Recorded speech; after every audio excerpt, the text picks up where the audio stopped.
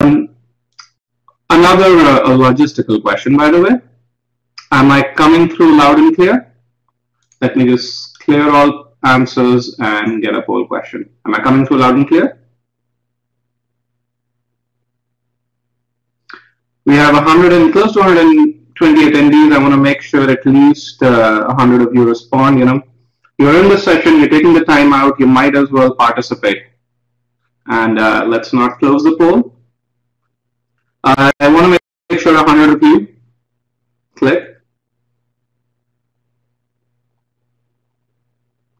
For those of you who are feeling that there is some disturbance, I'd request that you join again. I think it's absolutely pin drop silence over here.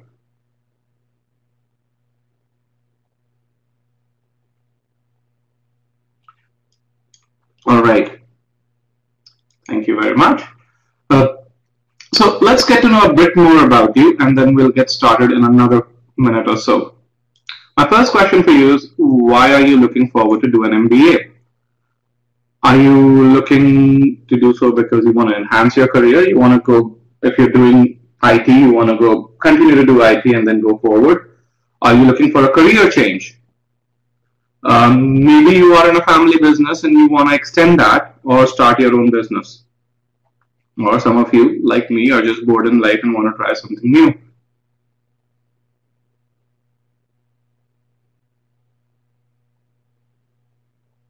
All right, we have responses from what? We have 87 of you responded to this question. Let's get a few more responses, folks. If you're still undecided what you're going to do or why you're doing an MBA, select other.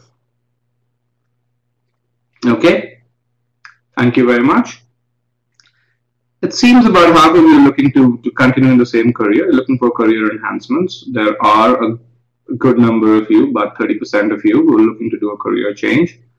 And we have quite a few entrepreneurs here. 14% is a fairly big number.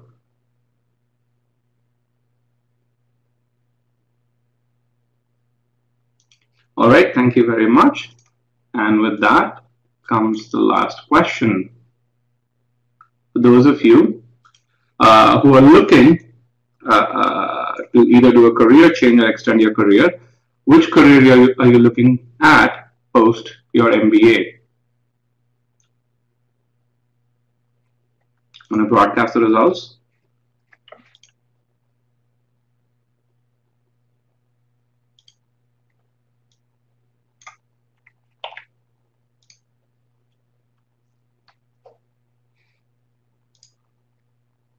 Okay, let's get a few more answers in.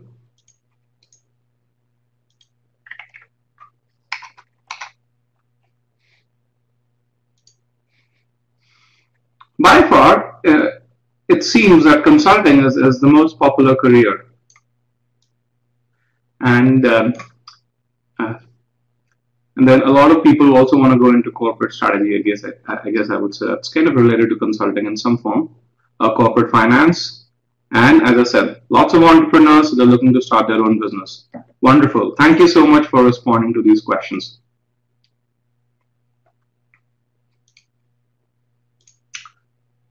So with that, let's move forward.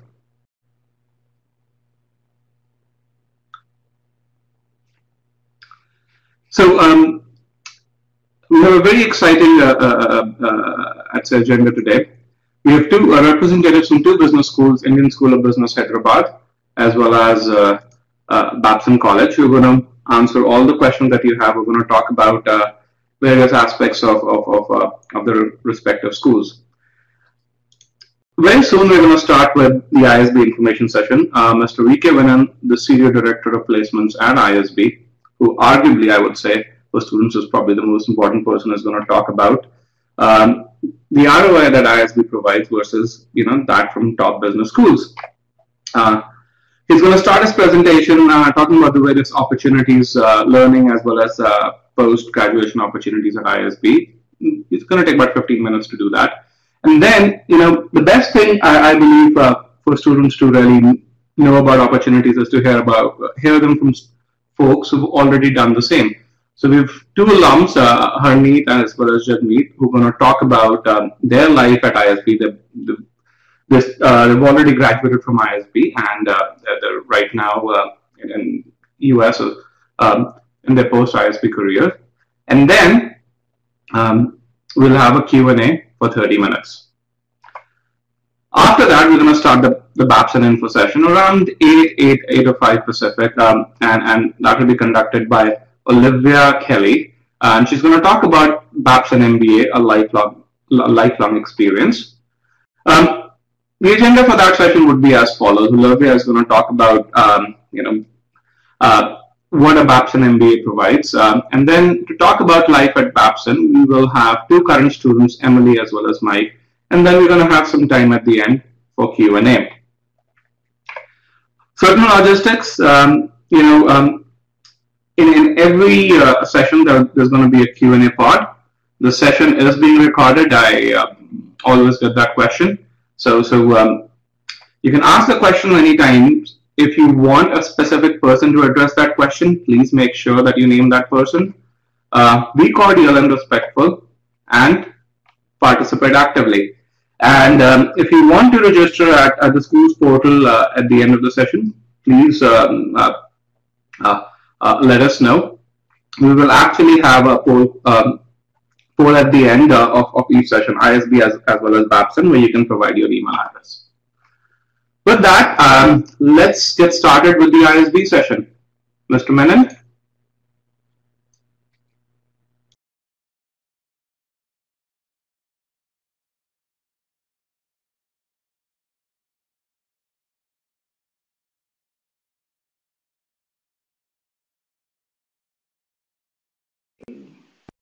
Of this webinar. Am I audible, Rajat?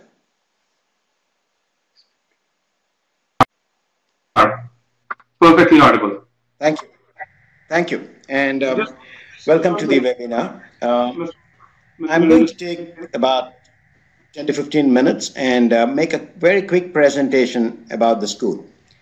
When we talk about return on investment, it's important that you first understand what you're investing in. And that's what I would like to take you over in the next 10 minutes on what is it that you're investing in, what does ISB actually give you, okay? So there's a presentation which I think you can see, and if you look at the core of the school as to what our vision is, the ISB's vision is to be an internationally top-ranked, research-driven, independent management school that grooms future leaders for India and the world. What does it mean to you? From the time you get in, the cohort that gets into ISB would be from diverse backgrounds. They would be high achievers in their own areas. They would be strong academically and would have worked in great roles. So that's the cohort that comes into the school. They will be taught by professors who are coming in from across the world, bringing in current cutting-edge research onto the table. So that's the curriculum and the teaching that goes on. And at the end of the program, they would be recruited by companies who are operating on the global stage. Okay, so that's how the vision gets translated to what actually happens in practice. To help us do all this, we have collaborations. We have strong academic partnerships with Kellogg and Wharton, who have been the founding partners of ISB, followed by the London School of Business, and then MIT Sloan and Fletcher, who joined our partnerships recently. So this whole set of 5 schools are closely associated with ISB.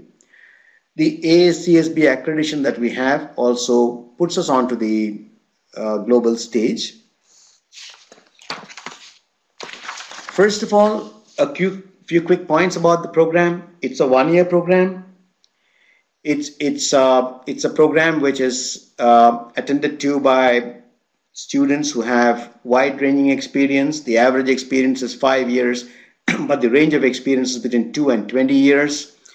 They come in from very diverse backgrounds across functions, roles, industries, and geographies.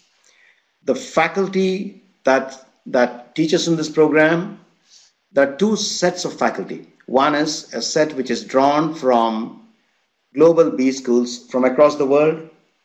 The other is the resident faculty based at ISB and who are research faculty. They're kind of tenure track research faculty, and they bring their cutting edge research onto the classrooms.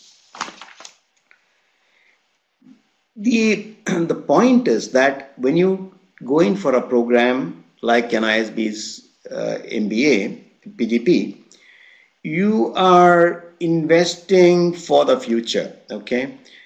You are working in a current role right now, you're doing a current job, you do the MBA program, and then you have a whole lot of options that come in front of you. You choose those options. You might, as Rajat was saying, you might want to change your career or you want to grow in your career. And the track of the career then moves in a trajectory which is different from what you came in from. The classroom environment is very dynamic. See, once you have such a diverse set of people in the classroom, and the classroom methodology is case oriented and discussion oriented, so it's a very vibrant environment, and you have a lot of options to do projects, do your own entrepreneurship ventures, learning and development programs, etc.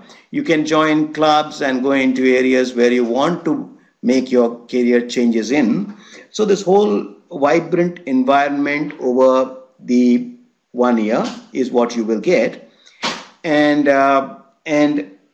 as you finish the program, you start in April. April to next April is the program. It's a running 1 year program. The first 6 months are core, in which all students do all the subjects, and then you branch out into electives. Come November, December, you get into the placements area. And as far as careers are concerned, there are a couple of points which I would want you to note. Okay, the first thing is we have a tendency to get influenced by the overall macroeconomic conditions. What kind of jobs will come? Is the economy up or down, etc. My submission to you is don't get too bothered about the macroeconomic conditions. Okay, when it comes to careers after a B school, you are looking at a micro environment. You are from ISB. There is a war for talent on globally. Okay, remember that the top companies, the major asset the top companies have is their manpower, and for getting talent, they are willing to go any length to ensure that the best and the brightest join them. And that is the reason why close to about 400 odd companies come over to ISB to recruit. Okay, it is interesting to note that last year, which actually was a tough year if you look at it in terms of global mobility, global MBA hiring, but we perhaps had the largest number of recruiters coming in and the largest number of offers being made in campus. It is simply because the war for talent goes on and companies want to hire the best, and that's the phenomena which you will see. Quick look at numbers.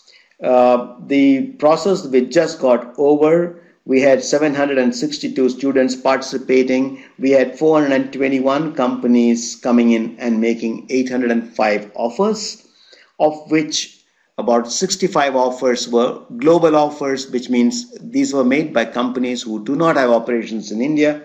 And about 70% of the students who joined the program shifted their careers. Either they changed their function or they changed their industry, or both.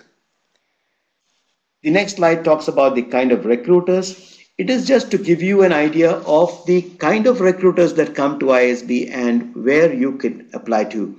I was quite impressed by the statistics. At least I was kind of slightly surprised by the statistics, where close to 50% of the students wanted to get into consulting. That's really interesting. If you look at the ISB statistics, last year, 30% of the students moved to consulting. That is, out of a class of 770, close to 220 people moved to consulting. And what kind of companies did they move into? Companies like McKinsey, BCG, A.D. Kearney, Booz, Parthenon, Deloitte, etc., etc. Okay, so the list of companies are available to you on the website. You have consulting, you have sales and marketing, you have technology. the point to remember is in any area, there is a whole array of choices which you have to make, okay? If you look at technology, you have companies like Apple, Microsoft, Google, Facebook, Yahoo, Amazon. All these are in the product management space. You have companies in the consulting space, you have companies in the delivery space, you have companies in general management and global resources space. So there is a whole lot of companies and choices which are available to you and which you have to make come placements time. Switching over to admissions very quickly, you need a minimum of 2 years to apply to the ISB. If you do not have 2 years of experience, you can apply through an early entry program or a young leader program. But both these programs, you can enter the class only after you have got the 2 years of experience. That means you join only after you have got your 2 years of experience. To finance the program, there are a whole lot of bank loans available. So loans are collateral free. You only need a guarantor and you have flexible options. And there are around 8 crores of INR scholarships are available to you as you join the program. The dates of the program, the entry dates, the timelines of applications are known to you. Now, this is a brief snapshot of the PGP, and while we get into the Q&A, we will talk more about the return. Okay, the investment is you are investing into a program of this nature, and we will look at returns as we go further in the program. Over to you, Rajat.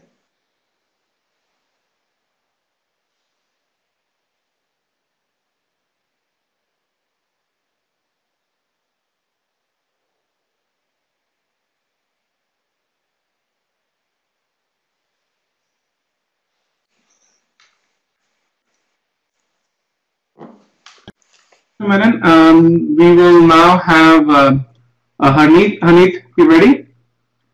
I'm going to have your presentation over.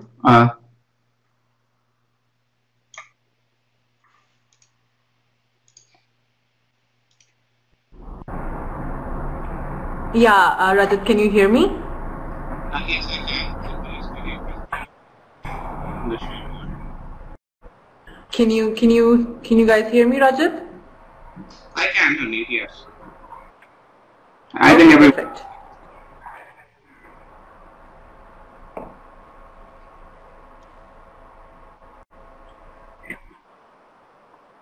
Okay, thank you, Rajat.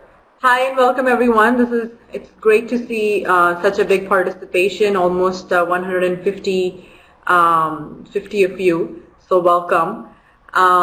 I guess quickly, I'll quickly go over, who I am, where I come from, why MBA, why you should consider ISB, and some of my key takeaways.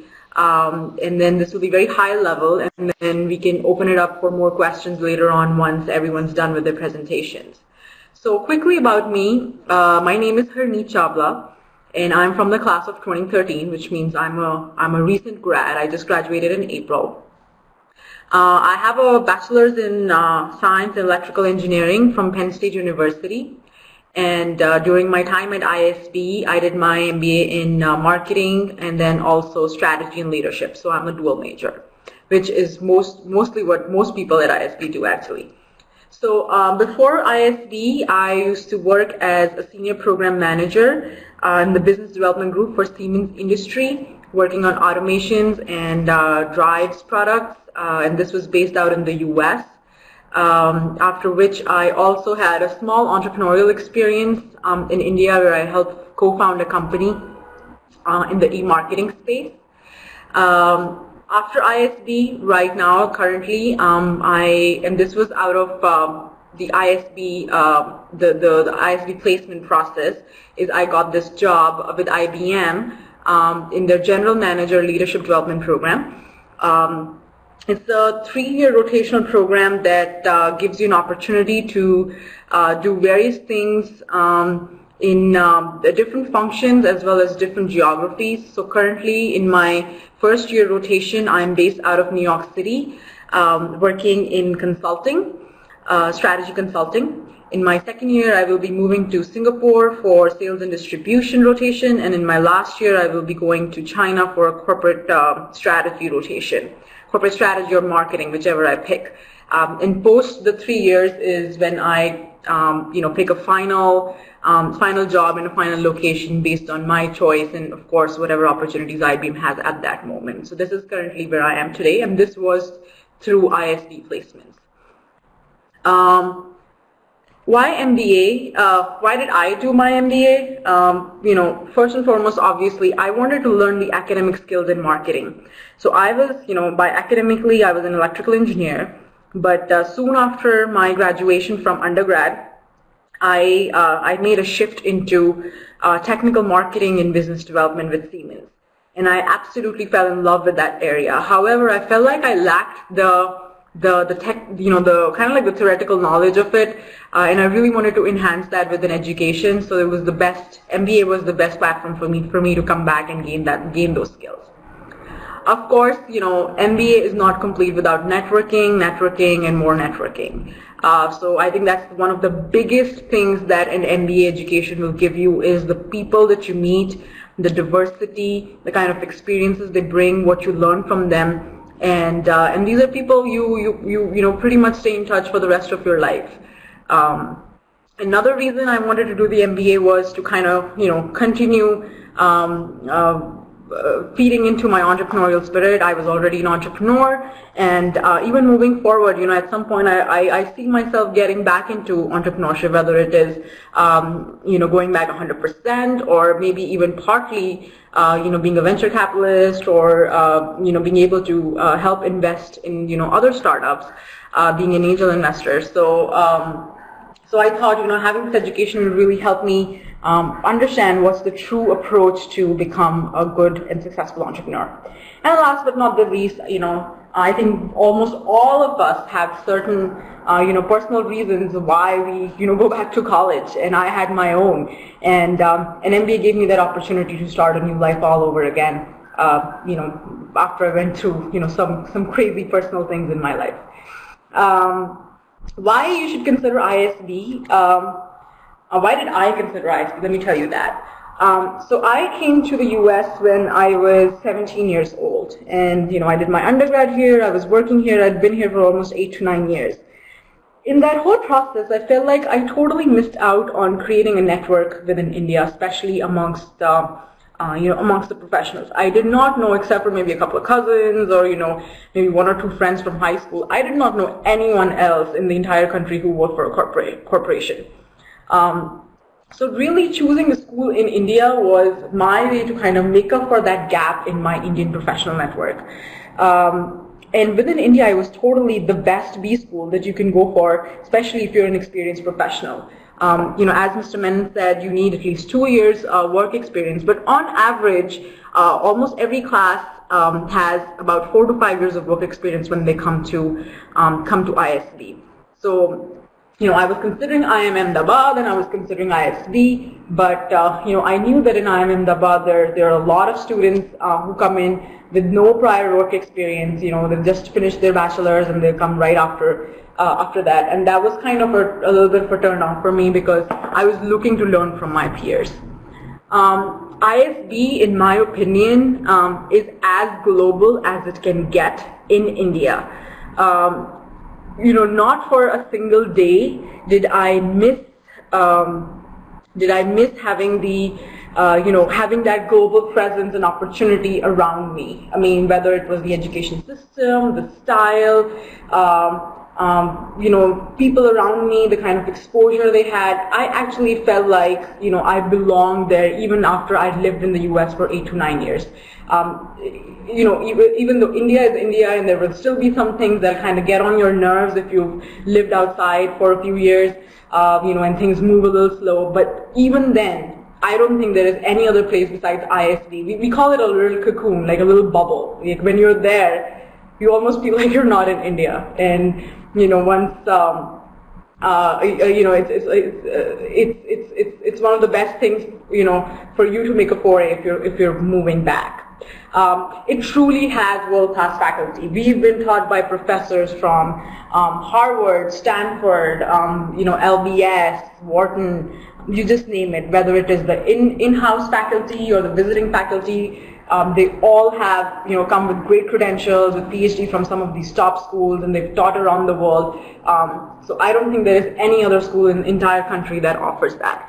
Another reason why I wanted to go to ISB was, to be honest, I did not want to take the GAT exam. And I also thought that taking the GMAT would, open my options wider in case I did want to also apply to other schools. And I was being, and that also means that I was being, graded during the admissions process on my overall profile. And as you will see that, I believe that, it's the holistic learning is very, very important, and that's what ISB gives you. It's not an academically focused institution only. It's a school for all rounders. They want to know what you do besides academics also.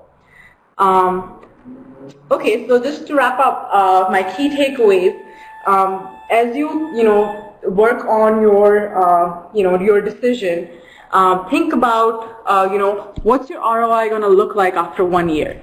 Currently I am in a program at IBM with people who are from Harvard, from Wharton, from Columbia, from all the top B schools across the world. And guess what? That that means that I spend 1 year less and lots of paid lot less money in order to get the same job and the same kind of salary and compensation and benefits at the end of my ISB than all these other people did. So think about that. Also, I think for those of you who are trying to make a shift back and maybe return to India, whether it's short term or long term, this is the best option for you. Absolutely, you will make hundreds of friends for life and create a huge professional network for yourself that you might have never had before. But just one thing before I go, I would say, remember that ISB is a launching pad. It's going to give you the opportunities, it's going to give you the network, it's going to give you the people, and everything that you need to be able to make a successful career out of yourself. But at the end of the day, you are the one who have to do the jumping. It's not a place where you can go and then you cannot say, oh, I got admitted, now I can just sit here and relax and something magically will happen for me and some company will come and give me like this big famous job. It doesn't happen that way. Just like any other education, any other institution, you have to make it work for yourself, and it's only if you work through it you will see the benefits like I did. And if you don't, then you sit at home and not do anything. But thank you guys, and I guess I'll pass it back to Rajat. I'll take any questions later on, and I also, for anyone in the New York area, I will be scheduling a coffee chat with an alumni. So if any of you are interested, please let the admissions team know, and they can get you in touch with me, and you can have the opportunity to meet me in person and chat more about ISB. Thank you, Harneet. And one thing I would say is your passion definitely came through. All right, guys, now we have Jagmeet. Jagmeet, your slides are right after this one. You can unmute your audio, and then you can start right away. Just click on next at the bottom, and the next slide should be yours. Oh, okay. Thank you. Rajat, can you hear me? I can, Harneet. Jagmeet, sorry. Okay. Thank you. Thanks, Rajat. So, hi everyone. My name is Jagmeet. Quick introduction about myself. I am an engineer from the Delhi College of Engineering. I've done my entire schooling and everything from India. I basically belong to Chandigarh and moved to Delhi to do my engineering. After that, I spent a couple of years with TCS. I'm sure a lot of you would be familiar with this company. I was with them in the banking and capital markets vertical. I was into IT programming for a first 2 to 3 years, and then I moved into project management and implementations for them across Europe. I liked working with them, and I liked what I was doing there. But after, during my 3rd and 4th year, when I was traveling across through TCS, I found out that while I was interacting with my clients, with my other partners around there, what I found was that my coming from a technical background had opened up very few opportunities for me when I was talking to people, when I was working with them, when I was exchanging ideas with them. somewhere that block was there either in my mind, or it seemed to me that it was in the other group's mind also, that I am a core technical person. Though I thought that with my background of engineering, with my exposure to having traveled a lot and other things, I thought I could contribute beyond what I was required to do as part of my job. But because of my background, I think I was technically, I was maybe, again, I don't know if for the perspective or for the real thing. So that was the time I thought I wanted to do something which would give me a wider perspective and maybe start increasing more opportunities for me out there in the market. And that's the reason when I started looking out for an MBA. And ISB was obviously one of the top choices. It was a school which was opened a couple of years back at that time, and it was doing really well in India. And it was maybe at that time, I think maybe the one or two good schools which offered a one-year MBA. So it was on the top of my list. So it's been now, what, 9 years, 9 years since I've done my MBA. I am thoroughly satisfied. I have no issues whatsoever, even after such a long span. I think it was the right choice I made at that time. And currently I'm working with a company called EXL Service. It's a small firm based out of New York, and I lead their transformation group here, a consulting group of around 70 people worldwide, which I lead. So now, since the topic was around ROI, I just wanted to spend a couple of minutes walking you through why I chose first an MBA and then why I chose an MBA from ISB. First, why you choose an MBA? I had a few things in mind which were like the key, I would say, the key questions for me, that what I want to do in my life. First, I thought, what's my long-term career objective? Do I want to be a technical analyst, or do I want to remain in the technical field all through, or do I want to broaden my career perspectives outside of what I'm doing?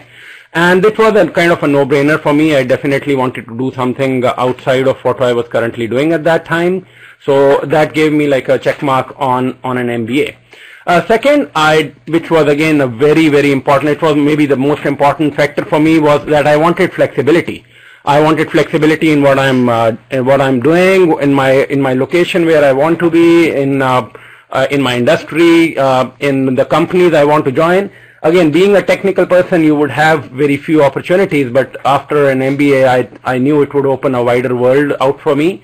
So that was, flexibility was the reason. Third was definitely, as Harneet said and Manan said, networking is one of the most important things which people do an MBA for. And I knew I wasn't very good in going out and proactively networking with a huge network of professionals out there. So MBA was kind of a natural choice for me out there. And second, last, I wanted to get some international exposure, not just from my work, but meeting new people who are in the same field, learning through case studies, through an exchange program, things like those. And again, MBA kind of seemed to be a choice for me at there.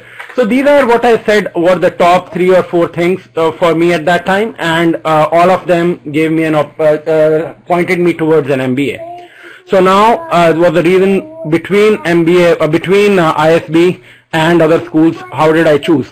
Again, this seemed to be, if it seems like a daunting thing for you, a chart for you, don't worry, it wasn't meant to be daunting. It was just, I just wanted to add some perspective on why I chose ISB versus other schools. First, I put my top 4 criteria just on a piece of paper, that for my top 4 criteria, what are the options I have? I could definitely go in for the IIMs in India. I could go for some of the top US schools, some other Indian schools, and ISB. Fortunately, I had a good undergrad background. I had a really good GMAT score. My experience was, I had international experience. So it gave me an opportunity to at least think about all of these: IIMs, top US schools, Indian schools, and ISB. So I put the first 4 criteria. I wanted to do a consulting, wanted to move to consulting. ISB was definitely the place at that time for consulting, and now also I think if you look at the overall placements in India, ISB still ranks much ahead of other schools in consulting. I wanted to have the flexibility to move back to India someday. So the top US schools, though they are very good, they're recognized really well outside, but in India still ISB still holds a very good name. Access to alumni network and international exposure, what ISB gave me. These colors don't go by these are just notional colors. I just wanted to bring a perspective out there. Why did I choose ISB? Then faculty and students, as Harneet pointed out, definitely world-class faculty, and all of us, each and every one of us who's gone to ISB can stand by this. You would not be able to get a faculty like ISB's anywhere. The diversity of students is immense. I had a batch of 6, a study group of 6. I had a air hostess in there, a person from a finance background, people who led a large manufacturing unit in Indonesia, and 2 of us were engineers. So it was kind of a very diverse group, and the ideas and the perspectives you get, you see only once you see such a diverse group. And I looked at the curriculum. Again, ISB offered the top-notch curriculum at that time, and I think it still does now. Some of the other things which came to my mind at that time were the program cost. Comparing it to an IM, it was still much higher, but comparing to the top US schools and other, it was still much cheaper.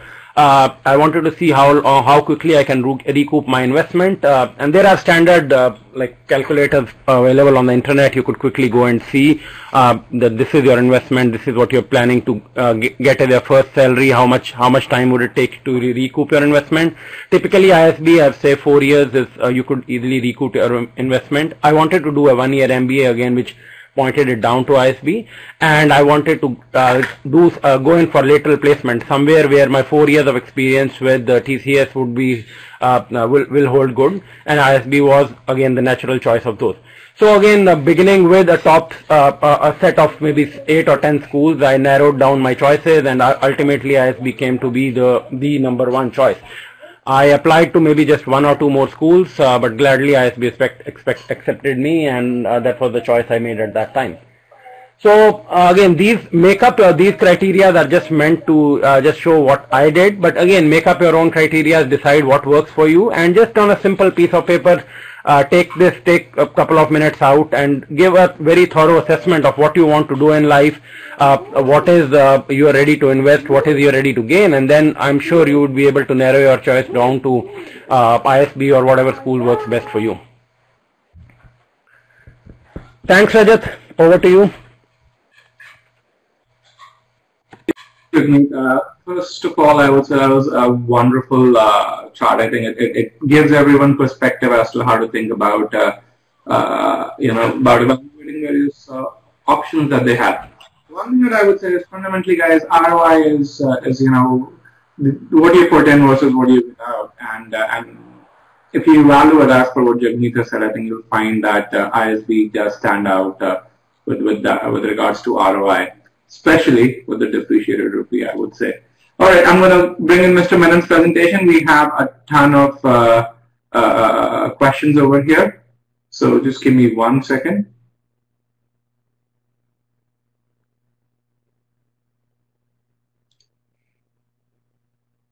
So Mr. Menon, I am going to expand the Q&A so that we all can see the questions. And one by one, I'm going to ask the questions, and you can answer them. So also meanwhile, Harneet offered to have coffee for those of you who are in New York. If you want to do that, please type in your email addresses in this part over here. I'll start with the question, Mr. Menon. I'm going to unmute you. So the first question: Mohali versus Hyderabad. Which campus? So, Mr. Menon. Yes. Our philosophy is very simple. It's one school and 2 campuses, okay? Which means that the program is run concurrently across the 2 campuses of Mohali and Hyderabad. The admission process is constructed in such a way that the similar cohorts will be there both in Mohali and Hyderabad. How we do it is we make first a merit list, around 900 students we put into the merit list, in descending order in terms of the weighted average scores they have got. And then starting from the top ranker, we allocate algorithmically between Mohali and Hyderabad. Only a starting campus is given, which means that if you are allotted Hyderabad, you have an option to transfer yourself to Mohali on an exchange. If you are in Mohali, you can transfer yourself to Hyderabad on an exchange and study in either campus as you desire. As far as the recruiter is concerned, the recruiter sees one cohort of 770 students. The recruiter does not see who is applying from Mohali or who is applying from Hyderabad, and all students are made available to the recruiter at one point at one location when the recruiter comes in. So this year, the day one is going to be in Mohali. So all the Hyderabad students who are shortlisted, close to 450 students, will be flown to Mohali, and the interviews happen there. So it's clearly, you don't have to worry much about, we try to give you the campus of your choice. We also ask for your choice, but you need not worry about where you are placed or the starting campus is given to you. All right, thank you, Mr. Menon. There was a question where they wanted to see the deadlines. I think this slide would help them do that. So another question. Now we have two questions, one by Prateek and I think one was by Raghu. The question really is that both of them already have a 2-year MBA from various colleges, and two questions there. First of all, do you encourage people who already have an MBA and want to have an experience at ISB to apply? Number one. Number two, what is better, an executive MBA or another MBA, or a full-time MBA? We are comfortable with people who are coming in for a second MBA, but the only thing we look at is that the person, after having completed the first MBA, should have worked for at least 2-3 years. Okay, so we are not comfortable with those applicants who want to do a second MBA immediately after one which they have completed. That's one. Secondly, the ISB is not a executive MBA program. It's a full-time program. We cover almost as much ground as a normal 2-year MBA does, in the sense that the ISB program puts in 680 contact hours as against 720 for a 2-year program. So, and as to whether an executive MBA or a full-time MBA, which is better, I think the choice is left to you. You got to choose that. But if you ask me, the learning in a residential full-time program is very long-lasting. It's kind of very serious, and the impact is higher. Okay, thank you, Mr. Menon. We have another question from Ashish. We have a question from Ashish. It's about the experience prior to an MBA. Ashish wants to know, Ashish already has 8 years of experience, and he wants to know if he does a career transition prior to joining ISB to a role of a manager, would that help his chances of admission, and would it be helpful post his ISB MBA? The first point here is that for those students who come in for those with 8 years and above experience, we as far as career is concerned, we treat them in a separate group, because these are very senior people, experienced people, and the recruiters might need to spend more time with them. So for them, we have what's called as a senior executive club. The rules of placements are slightly different. We connect them with companies earlier to the actual start of the placement process, and their process goes on for a longer time. And we assess them in case a particular student is coming from a very niche background. We assess that student in reaching out, in getting the student to reach out to those companies which are looking for such profiles. Okay, so the placement process for those who are experienced with 8 or more years is quite different. Coming to his question on about his background, well, I think it's best if he gets in touch with me, sends me a mail or something. So because I need more information to kind of look at what is his background and how the relevance and fit would be. Okay, that begs another question, Mr. Menon. Would you be sharing your email address? Yeah, you can go ahead and share my mail ID with them. Okay. It's menon_vk@isb.edu. Okay, I'm going to just put it in the notes part over here. menon_vk@isb.edu. Okay, everyone, you can just copy things from the notes part, and if the alumnus would want to share their email addresses as well, they can write down over here as well. So, all right, another question. I think this has already been answered. So, placement outside India versus placement inside India. Some statistics, Mr. Manan, that you could share with us. Yes. Okay. There are two ways of looking at it. One is how we categorize international placements is placements by those companies that do not have a presence in India. So companies coming in from abroad and recruiting our students and placing them either globally or domestically. The total number of companies was 28 companies who actually made offers. They made around 70 offers for global markets. But we also need to consider another aspect.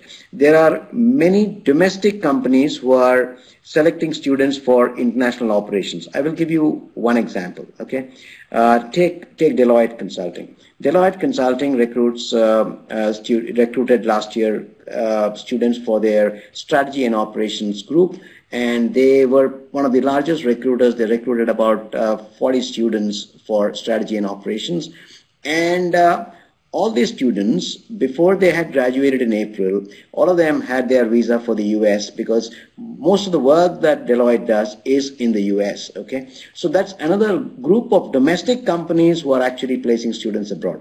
So international jobs, there are two categories. One is those jobs given by international companies who are not present in India, and second is those jobs given by companies who are present in India, whom we call as domestic companies, but are operating abroad, like the example of Deloitte, which I gave. All right. Rajat, I'd like to quickly chip in. Sure. Yeah, so I was just going to say, just as an example to what Mr. Menon has just said, I actually have a friend and classmate from ISB, Prasanna Kovalam, who works for Deloitte, who's actually in New York City right now with me, and says hi to everyone. And he's been here in Washington D.C. for a project with Deloitte, and believe me, I just started my job about a month back, and even like within the last 3 to 4 weeks, I have already met at least 4 of my friends and classmates who have flown to the U.S. Or to New York from India. And these are all domestic-based jobs, but these guys are flying everywhere. They're traveling everywhere. They're working everywhere. So it's, many of the so-called domestic jobs are also just as global as it can be. All right. Thank you, Amit. 2 questions, Mr. Menon, now about GMAT requirements for ISB. So the first question is while evaluating candidates, I understand you look at profiles, but when it comes to GMAT, do you look at individual sectional scores as well, and quant or verbal scores, or scores in integrated reasoning? That's the first question. The second question is, are the requirements for GMAT different for someone who has 8 years or 9 years of experience versus for someone who has, let's say, 2 or 3 years of experience? Okay. We are not considering integrated reasoning this year, and that's because the GMAT score is valid for 5 years, and many of the students who apply might have done their GMAT years earlier. So we are not taking integrated reasoning into our calculations for this year. Let us try to understand the admission process slightly more to answer the second question. We are looking at the overall candidature. Okay, how the process works is that the application, the student, the aspirant applies. It's a thick docket. It's got his academics, the work experience, the recommendations, the essays, and whatever else the person presents. Now, this entire piece is read by two people, okay? The two people who read this do not have any specific yardstick for measurement. It is not that if a GMAT score is high, you are taken for the interview. If the GMAT score is low, you are not. It is not like that, okay? So we do an entire reading of the application. We look at what the candidate has done in terms of establishing potential for leadership. It could be at work, it could be at academics, it could be in your GMAT, it could be in any test taken, it could be in society. So we look for traits which could be predictors for leadership, okay? And an overall call is taken to call the person for the interview. So it's read by two different people. If it is yes, yes, you're called for the interview, no, no, you're not. And if there is a divergent view, yes, no, then the file goes to the admissions director who has to take a call for getting the person to the next level, that's the interview. So the point here is that do not get too fixed on any one parameter. The GMAT is not a make or break, nor is any other specific parameter, but an overall personality is what is required for a selection at ISB. Thank you, Mr. Menon. A couple of very interesting questions here. What are the chances of someone who's, let's say, from a non-profit background or let's say journalism background to with a good GMAT score to get into ISB? Oh, it's fantastic. I mean, see, these people bring in tremendous diversity. I mean, non-profit backgrounds, journalism background. In fact, today I was spending time with a journalist who is managing one of the clubs here, and it's fantastic because they bring in such rich experience and perspectives that it adds greatly to the diversity, and diversity is one thing that we kind of value. But having said that, every applicant is looked at an individual level. There is no collective kind of a selection process happening, which means that if you are an engineer and you are in a larger pool and so your chances are less, it doesn't work that way. Every applicant is looked at from his or her own perspective, and that's how the decisions are taken. And there is no specificity of GMAT. I mean, it's not that if you're coming in from XY background, your GMAT score needs to be less or high, nothing like that. It's the overall candidature that scores for selection. All right, thank you, Mr. Menon. There's another question which says that after investing, about 25 to 28 lakhs, how long does it take for a student to recover that money? I think Jagmeet probably mentioned that it's about 3 to 4 years. And I think the follow-on question to that is what percentage of the graduating class gets an offer? Okay. Let us also look quickly at the cost dynamics or the return in terms of pure monetary terms. The program costs about 25 lakhs INR. Okay, that's the cost of the program. Now, there are two parameters here. Okay, first is the incoming average salary to the class, to the last joining class, which just graduated, was 8.7 lakhs. Okay, that was the incoming average salary. The outgoing average salary was 17.4 lakhs. Okay, that's the outgoing salary. So there is net.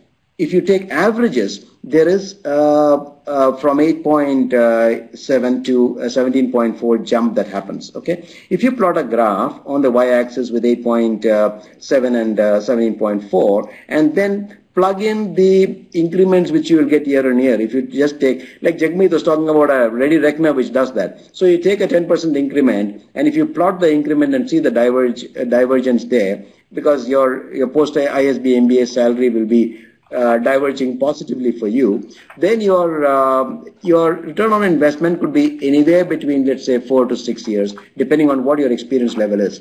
The more experienced you are, your differential post-ISB would be lower. Okay, somebody coming in with, let's say, a 30 lakh salary might not double the salary. Okay, so that's how the salary run will be.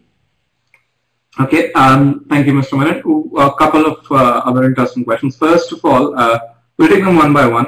How strong is the ISB network outside of India? Around 30% of the class is outside India right now.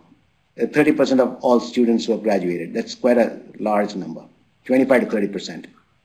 So it's like over 10 decades, over 10 years of graduates, and 30% of them are outside India. Yeah, 25 to 30%, yeah. Yes. Okay, and in terms of the dynamics of the class, the nationalities, we had a question from a student who said, I'm not an Indian, will I fit in the class at ISB? Oh, you will fit in perfectly. Okay, the issue is around 20-25% of the class are coming in from abroad, which means that they have been abroad while they have applied to the ISB. Some of them, they could be of Indian ethnic origin, or they could be international students. That is one category. The second is that since we have exchange program with about 40 schools globally, in the class you will have students from these schools sitting in from across the globe. That is the second criteria, which brings in the element of foreign nationals in the program. And the third is that the faculty, we have about 100 and odd faculty, 120 I think last year, who are global faculty who are coming and teaching, with about 45 domestic faculty. So the faculty also are very global and international in their outlook and teaching methods. So overall, you kind of fit in very well into this structure. All right. So a couple of questions about placements. I think there were two questions. One was someone said that there's a bidding system for placements. They've heard about it. Can you elaborate? Is that something that is true? And the second is, what is the average number of offers per graduating student? Good. The bidding system is not really for placements. The bidding system is once you finish your core terms, okay, that is 6 months is core. Once you finish your core terms, you've given X number of points. I think it's about 4,000 points. Now, these points can be bid by you to choose your electives or to go on exchange or to take projects and so on. These points are not biddable for placements. Placements happens later. It's the day one of placements. It's in December. And what was the second part of the question, Rajat? Average number of offers per graduating student. Yes, that's correct. Yeah. So we had 820 offers. Now the offer here is an interesting concept. Okay, since all students come with experience, the offer is not made by the company to the student, and the matter doesn't close there. Which means, say I am the company and I want to make you an offer. Okay, so I can't say that yes, I would like to make you an offer. This is my offer to you, and count as one offer. That in ISB we have a format. Okay, the company first says that I would like to make an offer to you on three. I mean, the company has to specify three things: the role, the position and role, the location, and the salary. Now, after this is specified, the student has an option to say that I am willing to look at this as one of my two offers. Every student can take two offers. Now, only if the student signs on saying that these three conditions are okay by me and I am willing to look at it as one of the offers, can the company make the offer. So this 820 offers which you see are all offers which students have said okay to. Okay. Once the offer is then made, the student, if he accepts the offer, she's out of the system. If she does not accept the offer, she can sit for one more. She can take one more offer. Anytime a student gets two offers, she's out of the process. All right. Thank you, Mr. Menon. Couple of questions about the GMAT. First of all, how do you proceed multiple attempts on the GMAT? That's the first question. The second thing is, if someone has a great GMAT score, but a not so great AWA score, how would you perceive his or her, the GMAT part of the application? We just take the best GMAT score. We don't average. We don't look at current score. We take the best GMAT score. We also look at the AWA, but it's in an overall context. Okay. Another interesting question. Should the recommendations come from where students are currently working, or in general, what's kind of your recommended framework for getting a recommendation? Yeah, we really do not insist that you have to get a recommendation from the place you're working currently. Three criteria probably applies. One is that the recommender ideally should be someone who is senior to you. The recommender should ideally be someone who knows your work. And the third criteria is, for an ideal recommender, the recommender's work should have been impacted by your performance. So there are three criteria. One is that the person should be senior to you. Second is that you should have worked with the person. And third is that your work should have impacted that person's work. Okay. Now this is the ideal criteria. So your ex-boss is a great recommender. Somebody who is known to you in business context, whom you have worked with, is a good recommender. Obviously, your current boss is also a great recommender. So that's how we look at the recommendations. All right, thank you, Mr. Menon. One last a couple of questions actually. Further on the recommendation, this particular student, he or she has done some social activities. Would you recommend, outside of her work, would you recommend taking a recommendation from them? Sure thing, yes. As long as that activity has been quite significant, we are comfortable with the recommendation. Okay. A couple of other questions. Does ISB accept CAT scores or GRE scores? No, we don't. Okay. All right. One last question, and there are many unanswered questions, but we have to move forward. So let's take two more questions. First is how to overcome a low GPA. How to overcome a low GPA, a low grade point average. Low GPA. Okay. We look at, if you can actually look at three buckets, okay, the analytical bucket, the leadership bucket, and the personal. The analytical bucket is your GPA plus your GMAT score plus any other test taken. The leadership bucket is your essays, recommendations, progression at work, and so on. And your personal bucket is how you've done your interview. So coming to the analytical bucket, if your GPA is low, then you need to score a high GMAT. You can't have a low. You can't have a low in class 12 and a low in your undergrad and a low GMAT score. So one of these, so since you can't change your GPA, your undergrad and your class 12, you need to do a good GMAT out there. Fundamentally, you want to make sure that the student is able to take on into work at ISB. There's some. Yeah. Okay. A couple of more questions around the kind of experience. So, how do you value family business experience? Number one. Number two, if someone has worked in his or her family business and also has part-time experience, how do you value that? The family business experience is very valuable, both from an ISB perspective and from a recruiter perspective, increasingly so these days, as they are looking for entrepreneurs in their own businesses. Okay, so they are looking at family business very favorably.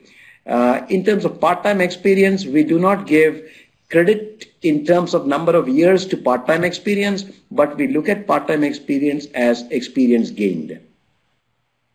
Okay. One additional question, and I think maybe the alums can also chime in. So there are in-class activities at ISB. What are the kind of activities that you kind of get to do outside the class? Right. Would Alam like to respond? Yeah, I can take that, Rajat. Can you hear me? Yes. Okay. Like I said before, ISB is a school for all-rounders, which means there is lots and lots of opportunities to get involved outside of class.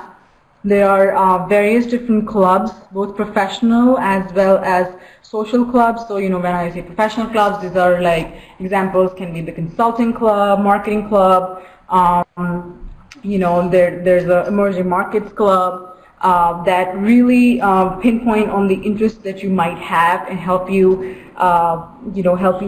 stay involved and work on activities in those areas. And then there's the social clubs like, the dance club, music clubs. So a lot of the club activities, keep you busy. In addition to that, there are, always events going on at campus. Lots of speakers come in. We've had, big sports celebrities, politicians, global CEOs who've come and spoken to us. That keep, that's very, very valuable to your overall MBA experience. There are other events like, the different conclaves that happen on campus. Things like, a lot of festival celebrations. We have the annual Alumni Reunion, which is called Solstice, which attracts about 3,000 alumni to campus every year for a weekend, which the current class hosts. Then there are business conferences in which, there are opportunities to meet with student business leaders from across, from these schools across the world who will come in, and maybe, some of you might have a chance to go to a different country and visit them. People also get involved a lot with B-school competitions. I think there's over close to, 300 plus business school competitions that come every year in which you can participate. And so many of our classmates have won prizes and done some amazing things like, getting the opportunity to come and ring the bell at New York Stock Exchange. So there's a whole bunch of things that happen on a day-to-day basis. It's about, finding the right activity for you and keeping yourself engaged. But yes, overall, it's a school that focuses on a holistic experience and not just on academics. All right, thank you, Harneet. One last question, Mr. Menon. Very, very interesting question. Post ISB, what about careers in aviation? What have you seen over there? Careers in aviation, is it? Yes, aviation, yes. Aviation. Yeah, see, careers in niche areas like aviation is limited. It's all to do with demand and supply. Okay, the number of people who are coming in from the similar background and wants to go into areas like aviation is very limited. So what we do in such cases is that we connect the student directly with the companies, okay, whether it is Boeing or GE or any of these companies. We connect them directly, and that's how the process works in niche areas. But having said that, you also have the option of getting into mainstream MBA roles like consulting and so on, where the demand for such profiles can be quite high. Okay, and before we conclude, Rajat, I was just thinking as I was going through the list of questions, there are a whole lot of very, very good questions that we have not been able to answer. So in case they would like to send these questions to me, I might take a bit of time, but in let's say 3 days, I'll be able to individually respond to the questions. There are so many wonderful questions there which I would love to respond to. I know, Mr. Menon. I kind of exported the Q&A log just now, and we have close to 130 questions that have been asked in this session. And I know we can't even respond to them, but I will send you the Q&A log as well. But one thing that I would recommend everyone is, we have the email addresses of Mr. Menon, Harneet, and Jagmeet. Please copy them. You can copy stuff from the Q&A pod and write to them if you have questions. Also, if there's a landing page that you would want me to share, Mr. Menon, at the end of right now or at the end of the Babson presentation, I'll be happy to share that as well, where students can register. What did you share, Rajat? I missed that. What did you want to share? There's a landing page where people can register so that they can receive communication from you. If you would like to share that, that's something that I can also do that. The voice has dropped. I can't hear what you're saying. The voice has dropped. So I said if there's a certain landing page where people can, prospective students can register on the ISB portal that you would like to share with us, I can also. Yeah, fine. Okay. All right. With that, I'd like to thank everyone from ISB, Mr. Menon, Harneet, and Jagmeet, and Ram for making this happen. I think it was very, very useful. I hope all of you enjoyed this session. With this, we will now go into the Babson session, guys. And I'm going to just stop the recording.